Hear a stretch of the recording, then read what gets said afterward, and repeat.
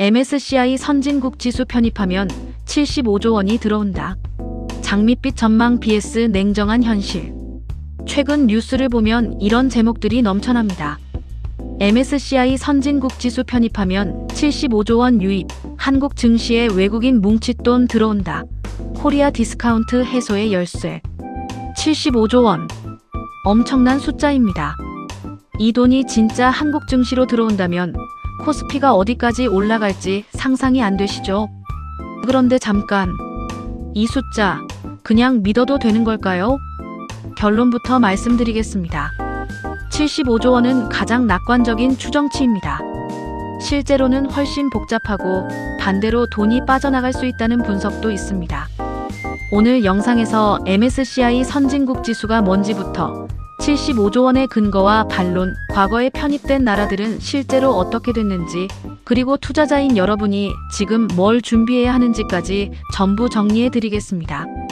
특히 마지막에 말씀드릴 편입 실패 시 시나리오는 반드시 알고 계셔야 합니다. 1막 MSCI 선진국 지수. 왜 중요한가? 먼저 기본부터 잡겠습니다. MSCI가 뭔지 정확히 아셔야 뒤에 이야기가 이해됩니다. MSCI, 모건 스탠리 캐피털 인터내셔널. 미국의 투자회사 모건 스탠리의 자회사입니다. 이 회사가 하는 일은 전 세계 주식시장을 등급별로 분류하는 겁니다. MSCI는 전 세계 증시를 크게 세 등급으로 나눕니다. 맨 위, 선진시장. 미국, 영국, 일본, 독일 같은 나라들이 여기 있습니다. 중간, 신흥시장. 한국, 중국, 브라질, 인도가 여기입니다. 맨 아래, 프런티어 시장. 베트남, 방글라데시 같은 나라들이죠. 자, 여기서 핵심입니다. 왜 이 분류가 중요하냐? MSCI 지수를 따라서 투자하는 전 세계 펀드 자산이 약 13조 달러, 우리 돈으로 1경 8천조 원이 넘습니다. 이 어마어마한 돈이 MSCI 분류에 따라 움직입니다. 선진국 지수에 들어가면 선진국 지수를 추종하는 펀드들이 자동으로 한국 주식을 사야 합니다. 펀드 매니저의 판단이 아니라 시스템적으로 매수가 일어나는 겁니다. 반대로 말하면 한국이 신흥국에 묶여있는 한 선진국 전용 펀드의 돈은 한국에 한 푼도 들어올 수 없습니다. 특히 최근 전 세계 투자 트렌드가 패시브 펀드, 즉 지수 추종 ETF 중심으로 바뀌고 있습니다. 과거에는 펀드 매니저가 한국 주식이 좋아 보이니까 사자고 판단했다면 지금은 지수에 들어가 있으면 사고 안 들어가 있으면 안 산다입니다. 그래서 MSCI 선진국 지수 편입이 단순한 등급 업그레이드가 아니라 한국 증시의 구조적인 자금 유입 통로를 여는 것과 같습니다. 그런데 한국은 지금 어디에 있냐? 신흥국입니다. GDP 세계 10위권, 반도체 강국, 삼성전자와 SK하이닉스를 가진 나라가 중국, 브라질과 같은 등급에 묶여 있는 겁니다. 이걸 코리아 디스카운트라고 부릅니다. 실력에 비해 저평가받는다는 뜻이죠. 2막 75조 원의 근거와 반론. 자, 이제 핵심으로 들어갑니다. 75조 원, 이 숫자는 어디서 나온 걸까요? 골드만삭스의 분석입니다. 한국이 MSCI 선진국 지수에 편입되면 선진국 지수를 추종하는 글로벌 패시브 펀드들이 한국 주식을 매수해야 하기 때문에 최대 75조 원 규모의 자금이 유입될 수 있다는 겁니다. 국내 투자업계에서도 비슷한 추정을 내놓고 있습니다.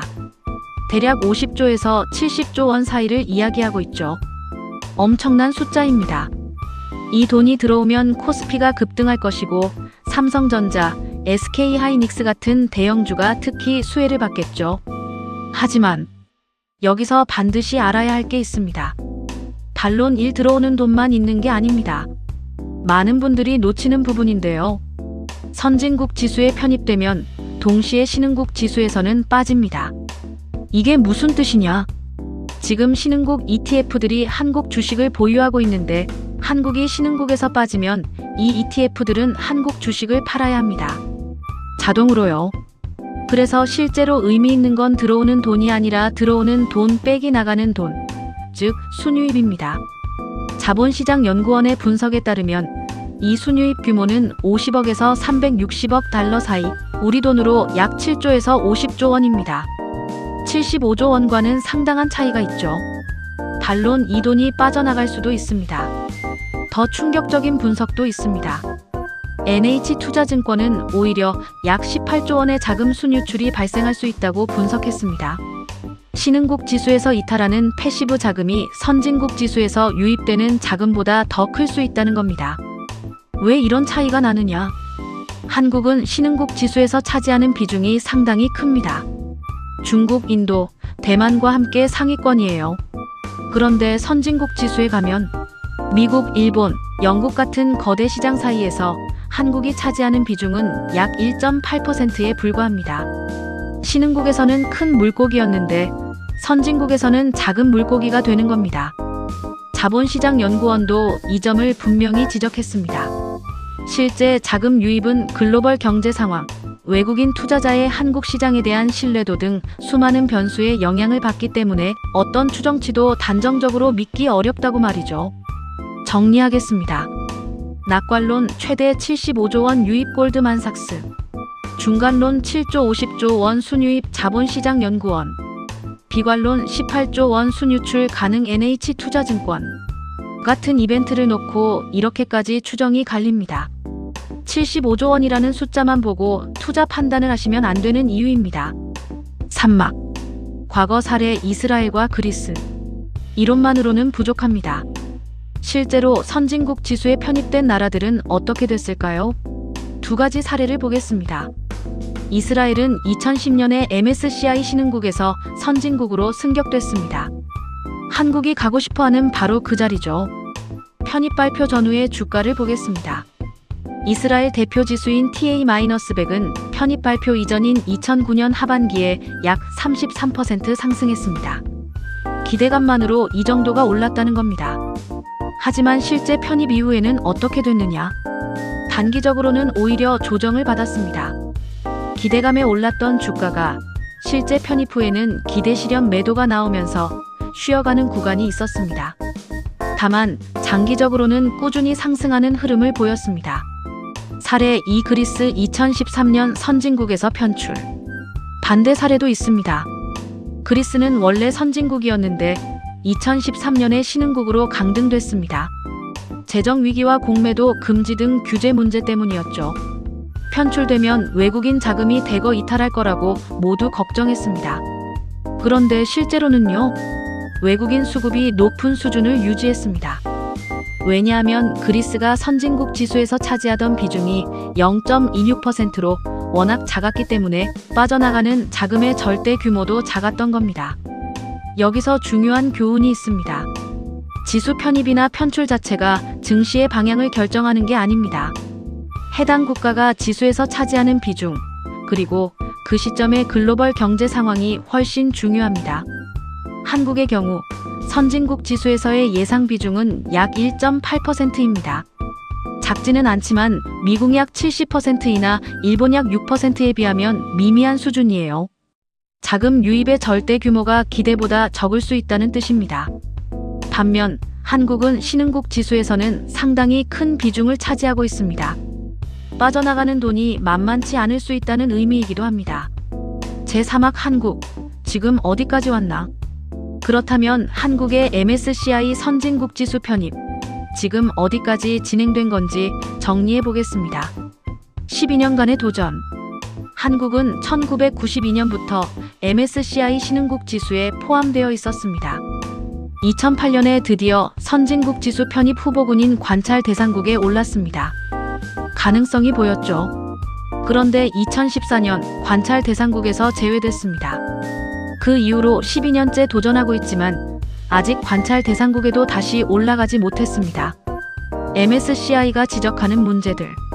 MSCI가 한국에 요구하는 건 크게 세 가지입니다. 첫째, 외환시장 자유화. 외국인 투자자가 원화를 자유롭게 거래할 수 있어야 합니다. 특히 24시간 거래 가능한 역외 원화 시장이 필요합니다. 둘째, 투자자 등록 절차 간소화. 외국인이 한국 주식을 사려면 복잡한 등록 절차를 거쳐야 하는데 이게 글로벌 기준에 맞지 않습니다. 셋째, 공매도 정상화. 한국은 2023년에 공매도를 전면 금지했다가 2025년에 재개했는데 이런 급격한 규제 변화가 시장 접근성 평가에 부정적으로 작용했습니다. 2026년 로드맵. 올해 1월, 정부가 드디어 본격적인 로드맵을 내놨습니다.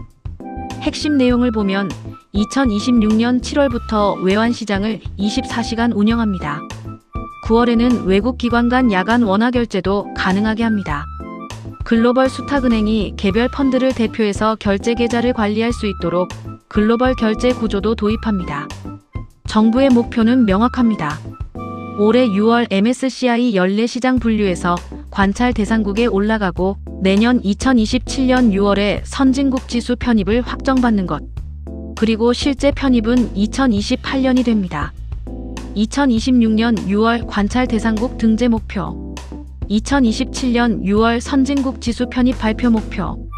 2028년 실제 지수 반영. 다만 주의할 점이 있습니다.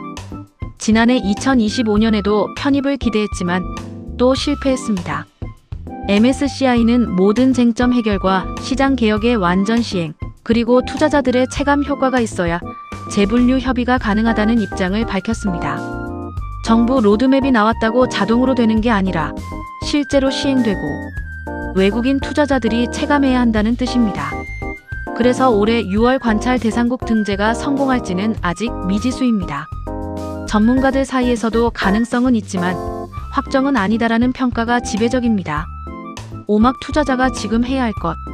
자, 여기까지 들으셨으면 MSCI의 전체 그림이 잡히셨을 겁니다. 이제 가장 중요한 질문으로 가겠습니다. 투자자인 여러분은 지금 뭘 해야 할까요? 전략 1편입 수혜주를 미리 파악하세요. 편입이 확정되면 글로벌 패시브 펀드가 한국 주식을 사야 합니다. 이때 가장 많이 사는 건 시가총액이 크고 유동성이 높은 대형주입니다. 삼성전자, SK하이닉스, 현대차, LG에너지솔루션 같은 종목들이 대표적인 수혜주가 될 수 있습니다. 또한 업종별로 보면 한국이 선진국 지수 내에서 상대적으로 비중이 높은 섹터가 있습니다. IT, 소재, 경기 관련 소비재 섹터가 그렇습니다. 이 업종의 대형주들을 주목하세요. 전략 이 타이밍이 아니라 이벤트에 집중하세요. 이스라엘 사례를 다시 떠올려 보세요. 주가가 가장 많이 오른 건 편입 확정 전 기대감이 커지는 구간이었습니다. 실제 편입 후에는 오히려 단기 조정이 왔죠. 이걸 투자에 적용하면 핵심 이벤트는 세 가지입니다. 첫째, 올해 6월 관찰 대상국 등재 여부. 이게 발표되는 순간이 첫 번째 분기점입니다. 둘째, 2027년 6월 편입 확정 발표. 이때 본격적인 기대 랠리가 나올 수 있습니다. 셋째, 2028년 실제 편입 시점.